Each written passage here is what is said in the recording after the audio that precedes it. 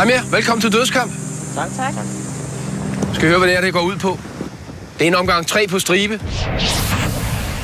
Og det foregår i sprint. På skift transporterer I symbolerne ned, placerer dem på tavlen. Der kan kun være én kammerat i spil ad gang, så det foregår som en gang stafet. Sæt i gang!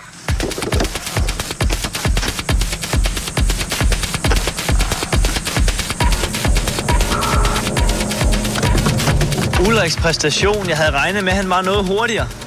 Dog vidste jeg godt i forvejen, at sprint og løbe langt, det er overhovedet ikke det samme. Men jeg havde jo troet, at han var hurtigere også på den korte distance. Jeg er dog totalt overrasket over, hvor hurtig Henrik er. Han ligner ikke typen, der kan løbe stærkt. Den lille mand kan åbenbart godt finde ud af spurt. Men jeg ved også godt selv, at det er, når vi skal sætte klodserne, der er afgørende, så lad være med at stresse mig, at han er hurtigere end mig.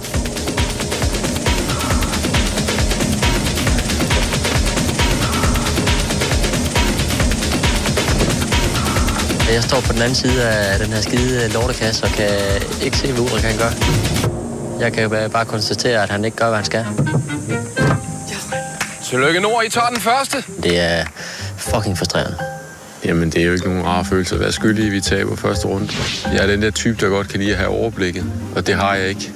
Jeg ser bare en masse huller, hvor jeg kan sætte en brik ind, og groft sagt, så er det mere eller mindre tilfældigt, hvor jeg placerer den hen. Er I klar igen? Ja! Det er super fedt at vinde den første omgang. Sæt i gang! Og det gør, at vi får en god start, og vi ligesom sidder på dem fra starten af. Jeg har en god fornemmelse, god mavefornemmelse på, at den hiver vi hjem, den her. Jeg er da helt sikker på, at Ulrik nok skal få lov til at shine igen. Så de skal bare ned med nakken. Der er slet ikke nogen tvivl.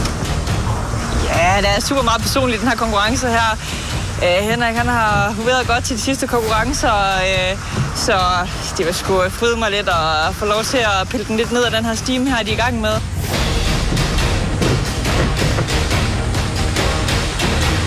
Har vi nu, Ulrik? Op i hjørnet, helt op i hjørnet. Jamen altså, jeg tænker, hvis jeg giver ham svaret på forhånd, så skal han ikke tænke så meget, så skal han bare gøre, hvad jeg siger. Og så vinder vi. Jeg hører godt, han siger noget med venstre og højre hjørne, men åbenbart så er det også fæse ud, når jeg står op ved tavlen. Ja, så ved jeg sgu ikke lige, hvad der tager over, men det er i hvert fald ikke den logiske side af min hukommelse. For helvede, mand. 2-0. Jeg skal ikke skjule mine følelser. Det er voldsomt frustrerende. Jeg kan ikke mindes, at jeg har været så frustrerende nogensinde. Altså, det er et enkelt lær, der bare skal tages. Jeg roer den der også, hvad for en han skal tage, og hvilket hjørne han skal tage. Så det... For hvis de kommer på 2-2, så kan alt ske i den sidste afgørende, hvor man måske tænker en masse. Hvis man taber den her, jamen, så er det dyster ø-råd, og ja, det vil være en katastrofe. Jamen, jeg skal ikke ud i et eller andet 5. runde og så tabe, når vi har været foran 2-0. Det kan jeg simpelthen ikke bære. Det er mod alle mine principper, at man har været foran så meget, og så falder på målstregen. Så tror jeg ikke, jeg må til at græde, så vi skal afgøre det nu.